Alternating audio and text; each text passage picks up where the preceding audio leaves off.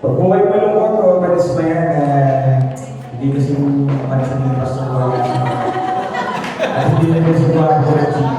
It's a perfect combination of both. Amen po. Don't mind the messenger, pay attention to the message tonight. So last time, sa Net Manet, it was revealed to us our identity in Christ through Pastor Paolo. Thank you for the message. So yung identity mo na you are a new creation in Christ, ba't ginagawa na? The old has gone, the new has begun. New life has begun. Pero yung nalaman ko, yung identity na yun, it remained. Pero every now and then, nakakalimutan natin. Nasasaktan tayo sa maganda, pero tas nakakalimutan natin. Right now, my assignment to you guys, my assignment is to reveal to you how to remind yourself. Yeah. Praise God. Let's pray. Father, remind me of Jesus Christ and the power of the Holy Spirit. Lord, I thank you for tonight, oh God. Thank you for the privilege to give your message to our young professionals, Panginoon. Lord, ikaw muna, Panginoon. Let your Holy Spirit fill this place. Let your Holy Spirit move free in our hearts, oh God. This seed, Panginoon, ng iyong mga salita, it will be planted deeply in our hearts. In your own time, it will bear fruit in Jesus' name. Amen. Praise the Lord! So, ito po ay long time coming yan. Kailangan matagal na. Praise God, dahil ito yung first worship and prayer na natin. So, ang ating pag-uusapan ngayon, ang storytelling ko ngayon is about the man who was called in the Bible, the man after God's own heart. Familiar? David. It was King David. Yun yung kanyang identity, yun yung kanyang label. Label yung description kay David in the Bible. He was known for that. But did you know that sometime in his life, David was rebuked by a prophet? Why would the prophet rebuke a man after God's own heart? Ito nga yung puso ni David, he's chasing God eh. Ang lahat ng ginagawa ni David, do it for God's glory. Amen po ba? Pero there came a time where Prophet Nathan was sent by the Lord to rebuke David.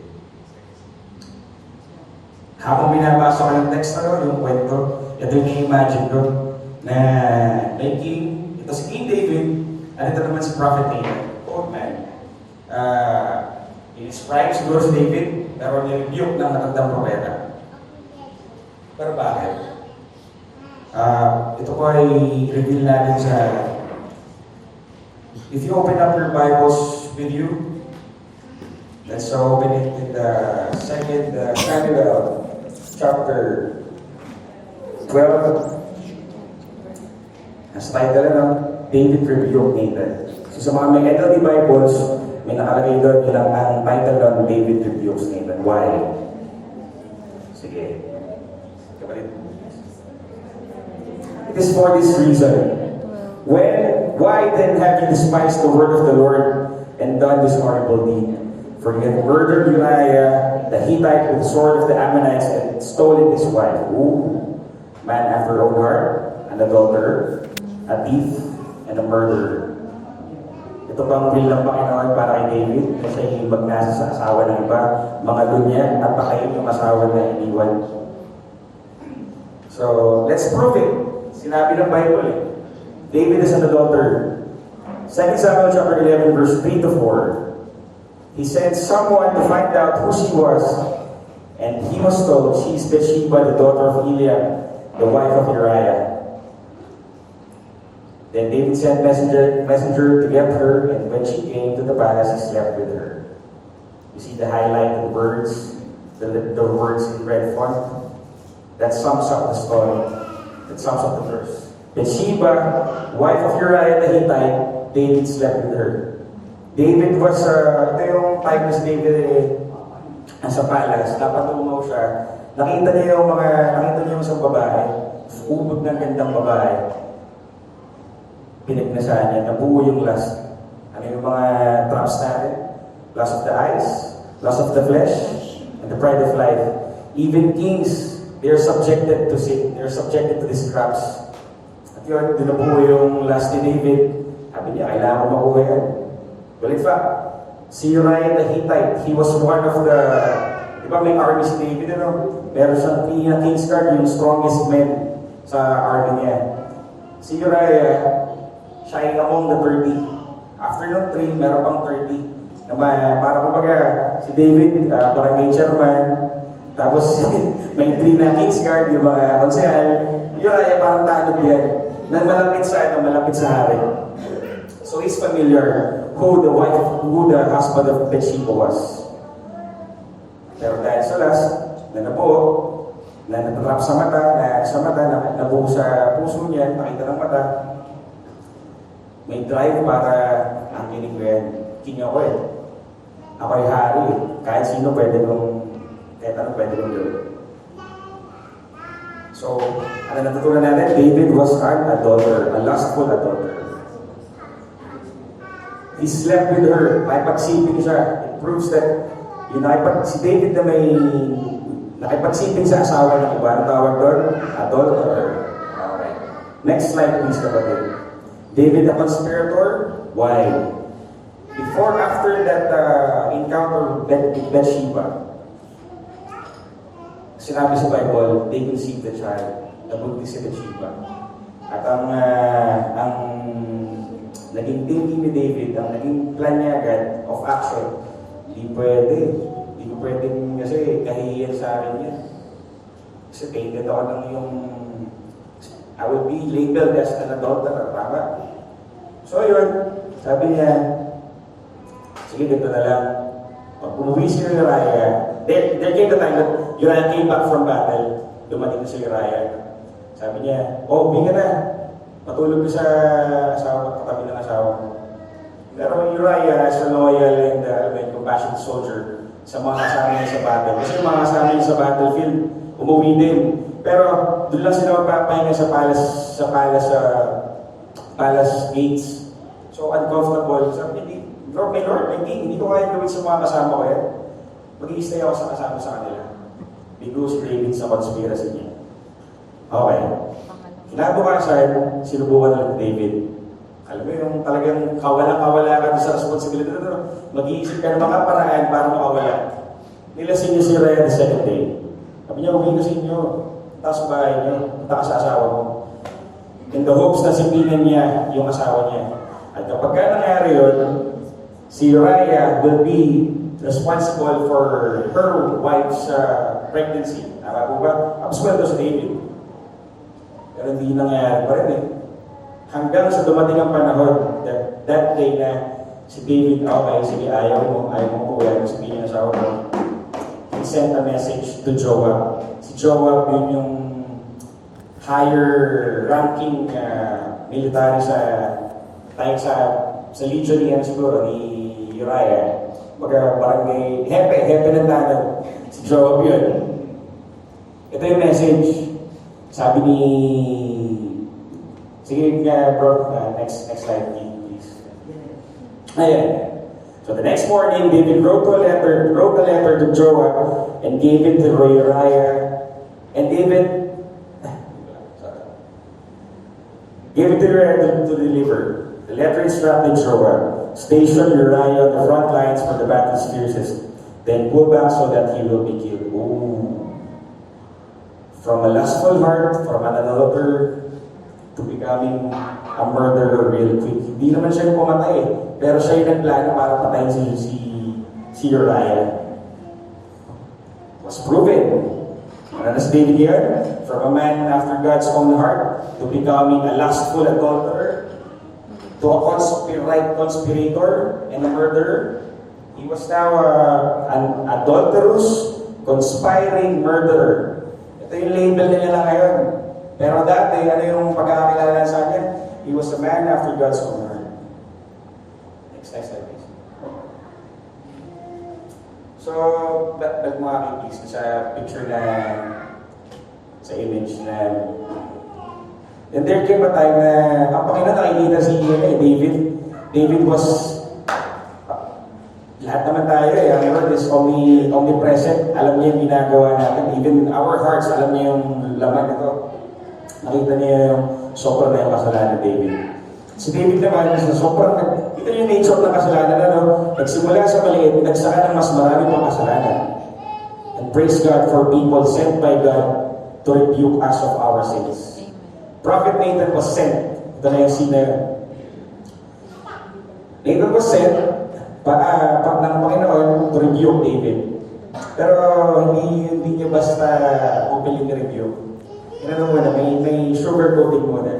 Nagkwento siya. Kasi di ba, mga kings noon, sila yung judge of the kingdom, sila yung magpapataw na kaparusahan, sila yung mag-divide, mag-decision pag may mga hangyan sa lupa, kasi ganyan. You get my point. So, David was a king and a judge as well.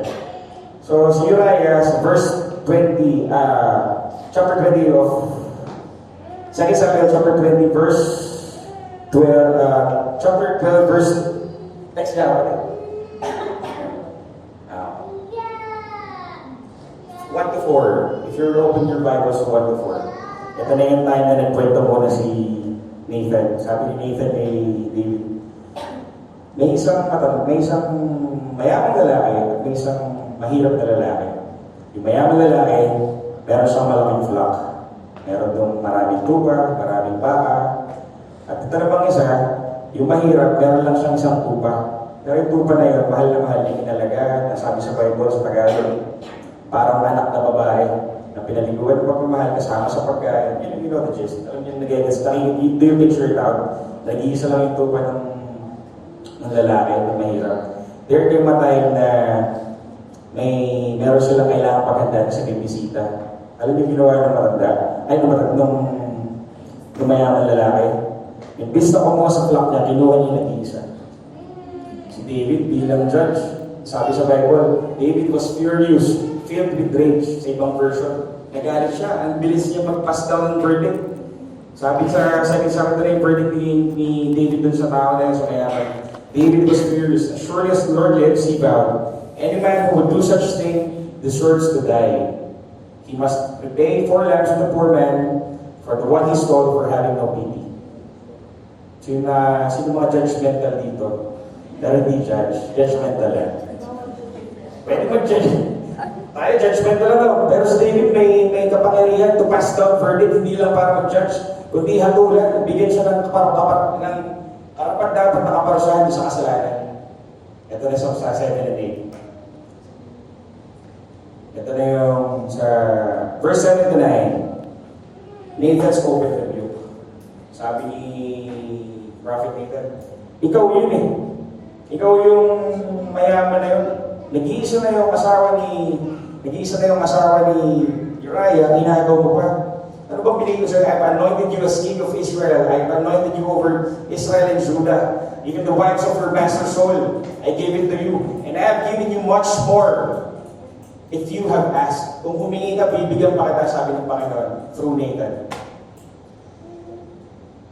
Actually, may verdict na po. Si David nagpass doon ng verdict sa kasalanan niya, sa ginawa niya. And, pero, nung rebuke na si Nathan, si David, praise God na po sa mga taong nagpapaalala sa atin, keeping us in check ng ating mga kalalagayan ng puso sa Panginoon, na, kapatid, may mali na, may supply na yung ginagawa mo, hindi nakalooban ng Panginoon yan. What if wala ganun si David? Yung sinang nagsimula sa last, parami ng parami. Praise God for David's, nandun pa rin yung puso ng David na sabi ko kanina, na-remind ko kayo na nung naalala ng Panginoon, yung ka naman yun na yung identity mo na bago na, nakakalimutan lang natin. Alam ni David yun. And he was reminded when Nathan rebuked him. Then, paano ka nasabi? Nung rebuke sa ni Nathan, he confessed right away. Then David confessed to Nathan, I have sinned against the Lord. Nathan replied, yes, but the Lord has forgiven you, and you wouldn't die for this. Sounds familiar? Sounds sa foreshadowing ng upcoming Messiah ng Panginoong Jesus.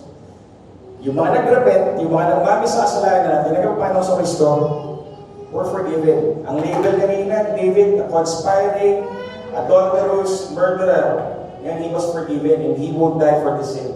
Sabi po sa Book of Romans, mahina lang natin, may relate natin. Kasi ang Bible naman talaga, ang Old Testament is pointing towards an upcoming Messiah. Ganun din ang New Testament. Tinuturo pa ng Jesus. You won't die for your sins. You are forgiven. Amen po ba? Amen. Next slide. Then, pero yung in-honor ng Panginoon yung ano eh. In-honor ng Panginoon yung verdict ni David as he was king. Narinig niyo yun? Narinig niyo yung... Next mo na. Last mo na yung in-honor niyo yung verdict ni David that he passed down to himself. He won't die. This man deserves to die, sabi ni David. Pero merong sabi, you must repay 4 lambs out of your cruelty, out of your lack of pity to sa tao na tinulan mo. Tapos, the Lord led me to research, ano ba yung ano? Ilan nga ba yung naging anak ni Bathsheba kay David? Kasi na-emphasize yung number 4, Number 4 lambs. And sa 1 Chronicles chapter 3 to 5, nasagot yung tanong ko. Keep pakinggan yung the sons born to David in Jerusalem included Shammua, Shobab, Nathan, and Solomon. Their mother was Bathsheba, the daughter of Amiel. So apat na lambs. Ano yung sabi kanina sa ano? You must repay 4 lambs. And you know how names in the Bible correspond sa meaning? Lagi may kahulugan ano? Say, Joshua, God is my salvation, God is my salvation. And nung inanap ko yung mga meanings ng pangalan Shammua, Shobab, Nathan, ito yung lumabas. Shammua means what he heard. Shobab means rebellious, backsliding, or it came from the root word shub, the Hebrew word shub, which means to turn back from God. And Nathan, ibig sabihin niyan, God gave, He gave. So you can see that, nakita niyo yung pag-asa ng sulat. Nung parang may nasasabi ng Panginoon din, God gave out of His rebellion what He heard from David. Ano ba narin niya kay David? Sabi niya, bayaran, kailangan mo bayaran. Sabi ni David, you must pay 4 lambs. Pero 4, ano sa ibig sabihin ng Solomon? May isang infant na namatay. The next verses of chapter 12, when the verdict was passed, nabuo yung baby, ano po? Pero yung baby, hindi siya nabuhay ng matagal. Sabi doon, after na mag-confess David, hindi siya na-declared he was forgiven. Nagsumama pa rin si David. Sabi niya, nag-fasting siya, naglupagin sa patanggal niya yung ano ba, nag-lay down sa floor, nag-lay down sa ground to show yung kanyang remorse, yung kanyang pagsusumama sa Panginoon kasi gusto niya mabuhay yung anak niya. Well, in fact, na alam niya na may mamamatay yung anak niya. He's still holding on dun sa anak niya na yun, first son. So ito yung 4 na anak. Bakit ni Solomon? Because Solomon, God gave him a new name. Nung nabuhay si Solomon, nung next slide. Next slide, please. Ito yung meaning ng Solomon. The David before the Bathsheba, his wife, and slept with her. She became pregnant and gave birth to a son. And David named him Solomon. The Lord loved the child. And sent word through Nathan the prophet, and they should name him Jedediah, which means beloved of the Lord. Amen po ba? Hindi kasama si Solomon sa 4. Pero bakit ba 4 lambs ano? May meaning yung Solomon, hindi siya kasali. Pero bakit Solomon nag-stand up? Bakit yung infant walang pangalan? Because if that child lived, it will be a constant reminder to David's subject, to the kingdom, and the kingdom na nakapaligid sa kanya, lahat ng tao, they will be reminded of David's sin. Yun yung buwan nung yung pagkahalay ni David. Yun yung bunga nung pagpapatay ni Uriah.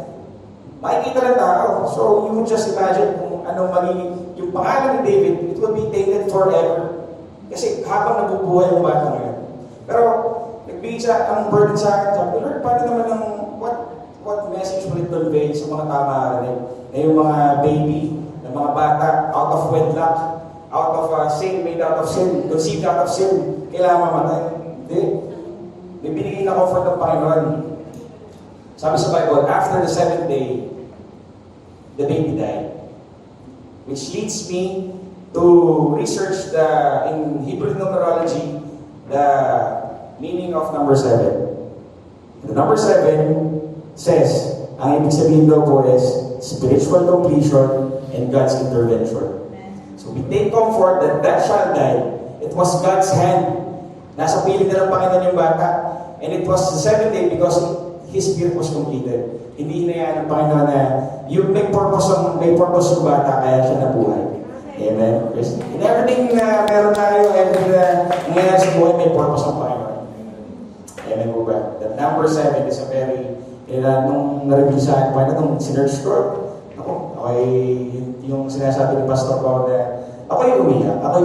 Ay, ako din. Ako'y napalod sa Panginoon. Napakabuti ng Panginoon. Praise God.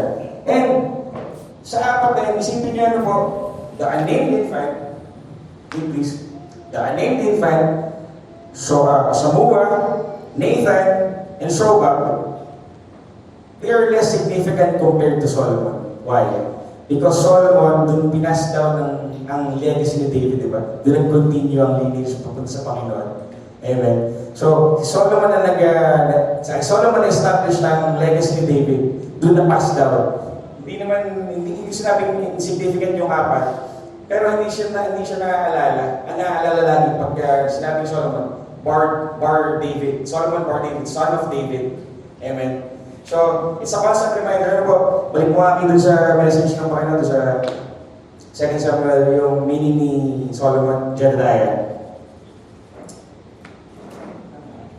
Pinaalala na David at ni Bathsheba yung anak ni Solomon. Pero ang sabi ng Panginoon, the Lord God the child that sent the word through Nathan the prophet, they should name him Jedediah, which means beloved of the Lord. Do you think na si Solomon alam niya agad yung meaning ng pangalan na binigyan ng Panginoon? Hindi, di ba? Baby yun eh. Anong alam nun? It was a message from the Lord saying, David, you're still my beloved. Amen po ba? Praise God. And you cannot love the child without loving the Father. Amen. Praise God. Next slide, please.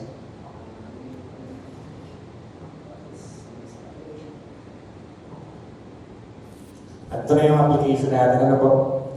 Nung nagsumama sa David, at nalaman niya na namatay na yung on the second day, the child died, nakita niya yung mga murmuring niya ng mga assistants, yung mga servants niya, sabi niya, tumigil na yung kasi laging nire-remind yung mga servants ka, kumain ka na, ahon na king, wash yourself, mag-ice ka na. Pero sa David, ito sumama for 7 days, is fasting. And when he heard na tumigil yung murmuring ng mga servants, sabi ni David, namatay na ba yung anak ko? They said yes. After that, immediately, so David got up from the ground, washed, anointed himself, and changed his clothes, and went into the house of the Lord and worshiped. Got up from the ground. So David got up. Wala nagbangon sa kanya. Sarili niya lang. He anointed himself with oil, sa ibang version, with the lotion. And went to the tabernacle and worshiped God. All by himself yun. Siya yun. Nasadlak sa kasalanan, pero siya pa rin yung nag-remind sa rin. He got up himself. He anointed himself.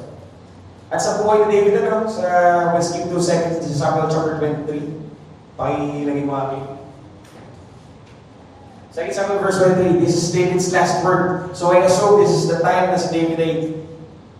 Alam mo yun, in the last times of his days. David, these are the last words of David. David, son of Jesse, speaks. David, the man who was raised up so high.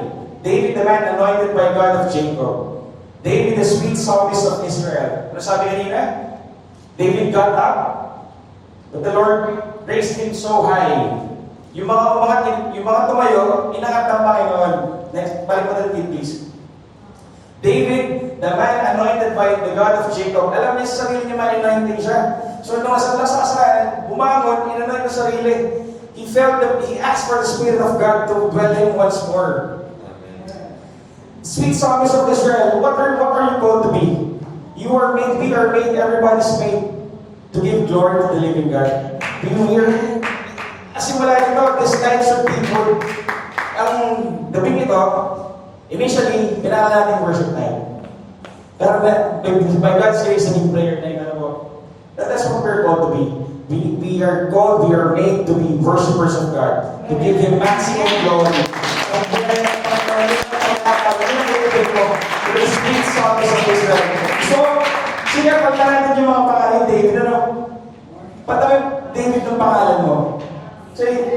BJ, the man who was raised up so high. David, the anointed one by the God of Jacob. BJ, the sweet psalmist of Israel. Ang gandang label. Ang Lord, yung nabasa ko, hindi ko pa alam bakit I was directed to this verse. From the verse that David got up, anointed himself, came to the Lord to worship Him. Alam niya yung purpose niya sa buhay, to give glory to God. Simula siya nung siya yung maliit na shepherd pala, na siya ay dinala niya sa wilaya. Up to this moment in time, na siya ay breathing his last words. Alam niya sarili niya na He's the anointed one. He's the anointed man of God. He's the sweet psalmist of Israel. Bata pala si David, tumutugtog na ng lyre si David. Bata pala si David, nag-worship na si David. Bata pala si David, inanoint na siya. Hindi nawala yung anointing. At sinasabi ko sa inyo, kapatid, sasad lang tayo sa kasalanan. Madana pa tayo sa kasalanan. But remind yourself, you're the man who was raised up so high. You are anointed by God. And you are able to give Him glory and to worship Him. Amen mo ba? So, taray na lang. Praise God, kahit nawala ako ng Panginoon. May natutunan ko na tayo. We remind ourselves of our anointing, of our calling. We remind ourselves yung tao. Sabi nga namin yung adage, sabi doon, the devil knows your name, but calls you by your sin. But the Lord knows your sin and calls you by your name. Alam ng Panginoon ang kasalanan mo. But you are forgiven. Sabi sa ibang version, the Lord has taken away His sin. Tinanggal yung kasalanan. He was forgiven at yung kasalanan nawala. Sabi nga nung last time, nung narinig nyo po, titignan tayo ng Panginoon through the magnifying glass of the blood of Jesus Christ. At makikita ng Ama, sinless, faultless, walang kasalanan. Amen. Amen. Amen. Praise God. So right now, praise God. Give Lord to do it again.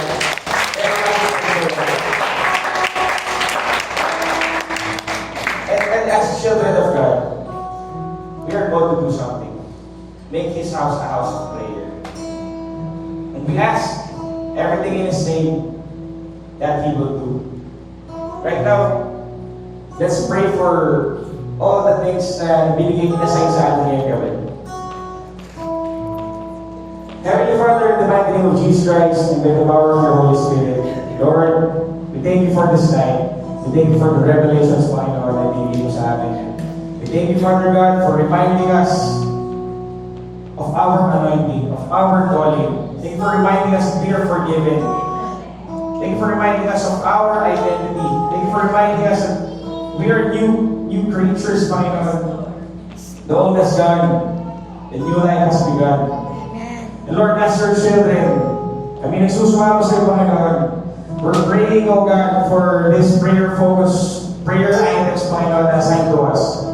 Lord, we're praying for the JD1 Church, all the subsidiary ministries, the purpose and calling, finances, all services and activities and live streamings. Lord, you've given us a new thing, Panginoon, and you have so much in store for the JD1 Church, O God. We're walking on deliverance and inner healing. Lord, people will know you and come to you and come to love you. Dahil may mararamdaman silang mga himala, signs and wonders that you're working through the JD1 family, O God. Lord, anoint every ministries, Panginoon, every age level group, Panginoon, the youth, the young adults, the professionals, even the men and women, security, group, trafficking, Panginoon, every ministry, O God, you anoint. And Lord, for the JD1 people, Lord, let your healing be upon them. Let this generation be the gateway, Panginoon, let anointed professionals be the gateway for people to come in the church. Para sa mga makakilala sa iyo, Panginoon. Lord, anoint every workers in this church. Samahan, Panginoon, every time we testify, every time we witness, Panginoon, sa mga tao for grace and your love. Lord, kami ang ikaw ang makakita sa buhay ng bawat isa, bawat mga people. I thank your protection. Your mighty hand will uplift us, O God. Your mighty hand reach us and protect us. And Lord, Lord, just declare blessings to those people, oh God. Lahat na nagpapagamit sa'yo, kaya na hindi mag-uwi na Panginoon. Because, siksik, libig at umahapon, mapamala, meron ka nakahanda para sa akin, Panginoon ko. And Lord, for our leaders, for our brothers, Spirit, oh God, for Apostle Lord Gonzalez and his family, for Evelyn, to his children, oh God, sa buong pamilya, Panginoon. Lord, we're praying for Bishop Art, your protection, your blessings, your favors be upon them. And when you bless people, oh God, it's 4 generations, oh God. Let that family, Panginoon, the anointing of the Bishop be passed down, Panginoon, sa lahat ng generation after him, oh God. Thank you, Lord, as leaders sa aming churches, lahat ng reverends, lahat ng mga pastors, Panginoon ko, kailan na hindi mo sila iniwan, tapos lagi sinasamahan, Panginoon. You're faithful to them, Panginoon. They are your special possessions. Anoint them, O God, and give them revealed things, Panginoon, na hindi namin paalam. Fresh anointing, fresh revelations, be spoken with their lips.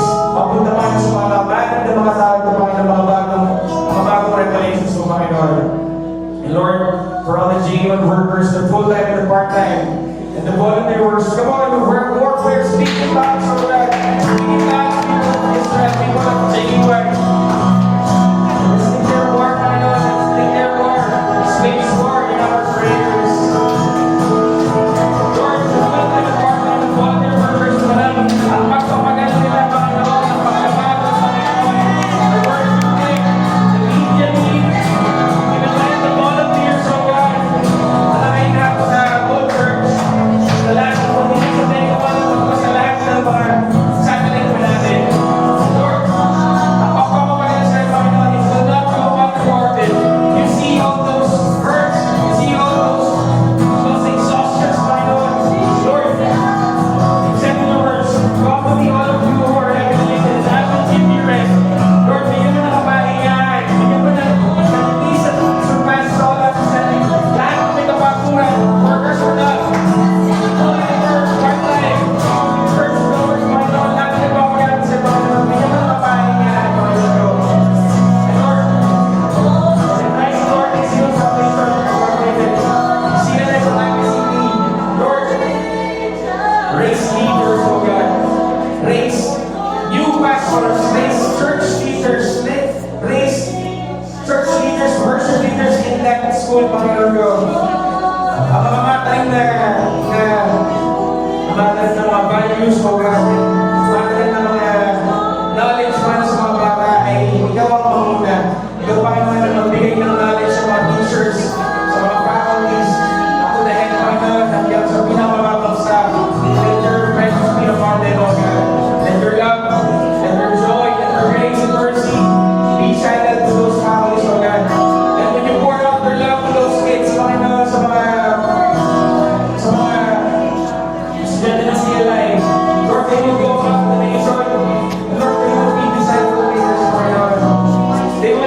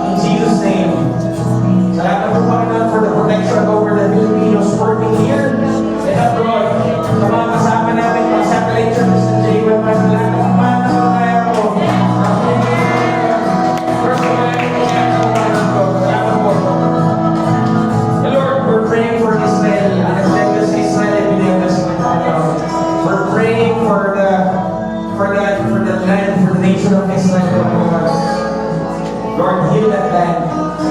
Lord, I know that time will come na ikaw ay itataas sa mga. They will see your glory. They will come to you and worship you. And Lord, we're just declaring blessings over Israel, oh God. Just declare protection, oh God. That war, oh God, Lord, pinoprotektahan mo mga tao. Pinoprotektahan mo mga mga nasa Israel, oh God. Salamat po, Panginoon. And Lord, thank you, Lord. As aming mga upcoming activities, oh God, pinilala po namin sa'yo. Lord, offer na at you, oh God. Our J179 prayer, Lord, Lord, people will be set free. People will be healed. People will come to you and give you praise and give you honor. And thank you for what you have done in their lives. For the 79 healing crusade, oh God, same thing will happen. You will surpass what you will do in the 78 prayer. You will surpass it in the 78 healing crusade in Jesus' name. Sa ating Panginoon, educate everyone, every member, everyone that will attend. Lord, this gift of deliverance and the inner healing, my Lord. Lord, let people catch that gift, let people walk in that faith, Panginoon, na ang mga nakapulong ay makalaya. Those poor spirits dwell the lost, oh God. But nagtatanggap sa'yo, Panginoon, God. And Lord, sa aming National Leadership Summit, igaganapin, Panginoon, sa April 15 to 18. Lord, this church will be filled with leaders. Let your Holy Spirit dwell freely, Panginoon. From the top, from the foundation of this building, lahat ng sisiluan, Panginoon, ng mga leaders natin. Lord, samahan mo, Panginoon, sila. Move in their hearts. Instill something new, Panginoon. Instill something in them that no eyes have seen, no ear has heard, no minds have fathomed, Panginoon. May mga bagong bagay na tatanggapin, Panginoon, ng mga leaders sa amin. So Lord, for the Israel tour, Lord, kung may mission ka, may provision ka itapadala. Lord, natuloy ka na naging puso sa puso na gusto ng gawakan. Lord, give them their heart's desire. At Lord, sa pagpunta nila doon, sa iingatan mo, at sa paglapak nila pa at pag-uwi pabalik, sa inyo sa akin, sinasamahan sa akin.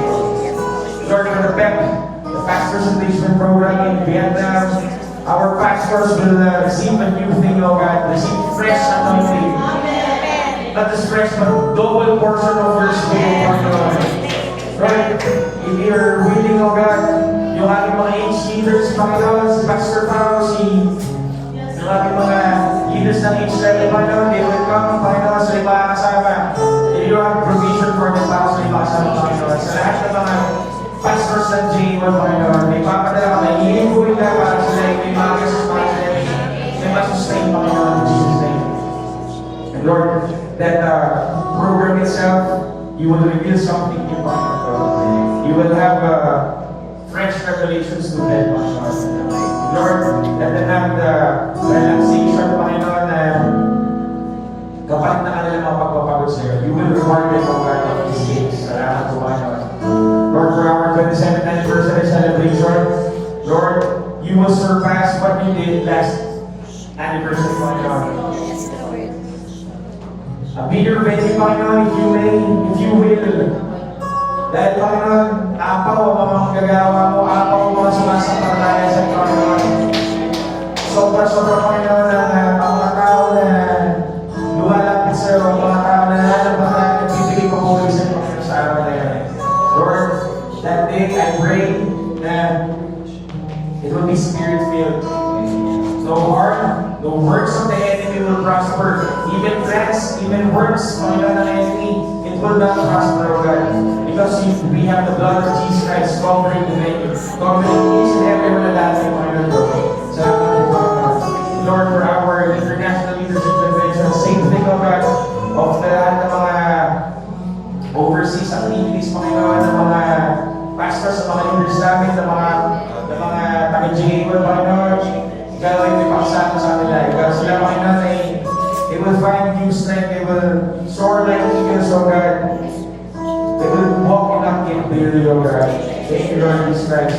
And Lord, for every gawain, for every services, Panginoon, na ginaganap, every in-house gathering, every 10 connect, every 7, every 5, every 1, lahat pa mga nagawa ng Lord, sa movement na kami sa wildfire.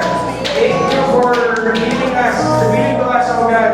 Thank you for letting us be a part of this generation na nagbibigay pa po, sir. Thank you for the revival of this generation, oh God.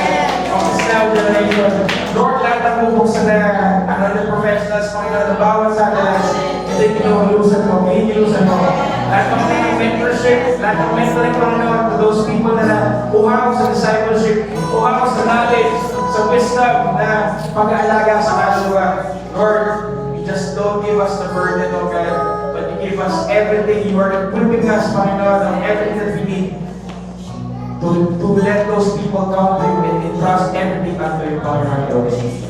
And Lord, sa mga missions ng AP, sa mga missions, Panginoon, na binigay sa atin, sa lahat ng mga probinsya, sa lahat ng mga lugar, Lord, I know that you're sending your Holy Spirit, Panginoon. Pinauna mo na Banal na Espiritu para hindi mo mga pansin sa mga papapadalahan sa atin, oh God.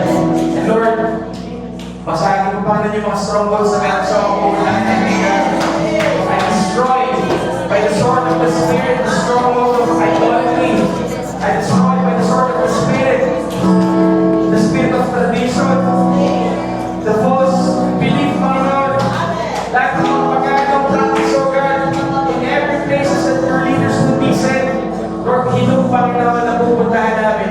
Hindi na madaling, hindi na mahirap mag-share, hindi na mahirap magbigay, Panginoon, ng bread mo, ng iyong daily bread na ibigay mo sa tinigap lang din namin, Panginoon ko. Lord, that soil of hearts in Pangasinan, in Cavite, in Surigao, in Magdalena, sa lahat, Lord, this is right for the harvest, oh God. We are just there to harvest, to instill the fire of discipleship, and let people catch that fire. Yung mga inalagaan doon ay mag-aalaga pa, yung mga inalagaan ay mag-aalaga pa, because this is your will, oh God, that no one of your sheep, no one of your lamb might perish, oh God. Lord, lahat ay may salvation, Panginoon. Lahat ay na makakilala sa iyo, Panginoon, ay may kaligtasan, Panginoon. Abutin mo, Panginoon, ang mga tao na ng iyong biyaya at ng iyong awa, Panginoon. Salamat po, Panginoon. And Lord, sa bawat tao na narito, sa whoever people under the sound of my voice, may bago ang ipapadala, Panginoon, bless here. You will bless them according to your riches, Lord, and faithfulness in heaven, Panginoon. And I'm not just talking about financial, though it is counted, Panginoon, kasama ang financial. But Lord, I declare breakthrough to every soul na narito, Panginoon. Breakthrough in the family, Panginoon. May mga kapag-anak, may mga magulang na mag-over na kayo, Panginoon. Kahit may isang nanampalataya, may isang AP, may isang anak na nanampalataya, may isang magulang na nanampalataya sa iyo, that household will be saved. Salamat, Panginoon. And Lord, sa lahat ng mga nangangailangan ng kagalingan, in the spirit, Panginoon, in the physical, Lord, what I release in heaven is healing, O God, 100% restoration to every soul na narito, Panginoon, Lord. Salamat, Panginoon. And Lord, sa lahat ng mga nagkahanap, nagsusuga mo for breakthrough sa career, O God. You will lead them, Panginoon. You will touch the hearts of their superiors, O God. Promotion is on the way to AP, Panginoon, Lord. Sa lahat ng mga nangangailangan ng anak, Lord, you're healing that over you, God. Lord, kami righteous. Ibinigay mo sa namin ng iyong kapihan, Panginoon. Lord, let this generation prosper, O God. Lahat ng mga naggugusto ng anak, Panginoon, may puso na magkaroon ng panibagong anak. Lord, I just declare that that child is on its way, O God, in Jesus' name. Salamat po, Panginoon. And Lord, sa mga taong araw-araw na nakapalibot sa amin, Lord, give us new anointing. Give us the courage, that spirit of boldness, not of timidity, for the generation na kailangan ka. Amen. And I know, God, you anoint everyone with your spirit of boldness, to testify of your love, to testify of your grace, to testify of the salvation that was given to us freely. Panginoon, by you. Salamat, Panginoon. Lord, marami mag-over again through the AB. Could be AB will just be a gateway, Panginoon, ng mga tao of this generation para makakilala sa Panginoon. Lord, sa lahat ng mga nasambit ngayon, sa lahat ng mga deklarasyon ngayong gabi, sa lahat ng revelations, O God, sa lahat ng aming panalangin, ito Panginoon ay aming sinesalyohan ng iyong madaling dulo. We claim it, we declare it. In Jesus' mighty name we pray. Everybody say,